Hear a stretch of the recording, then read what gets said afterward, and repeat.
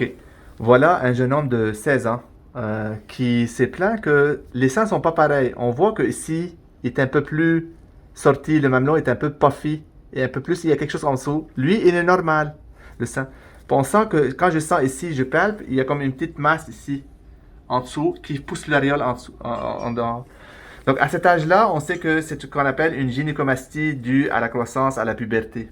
On sait que 50% des jeunes entre 12 et 14 ans peuvent avoir ce qu'on appelle une gynécomastie, donc ça veut dire un élargissement de la glande mammaire. Et ça peut être juste un puffiness de l'aréole, comme ça peut être une bonne glande ou un sein comme il faut chez les hommes.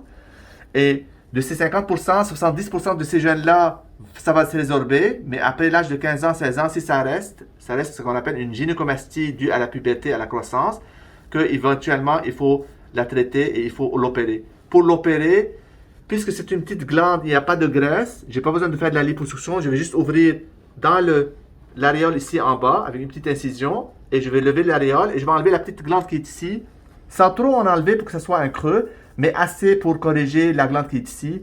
Comme ça, notre patient va être moins gêné quand il va se déshabiller, il va faire du sport, il va être à la piscine.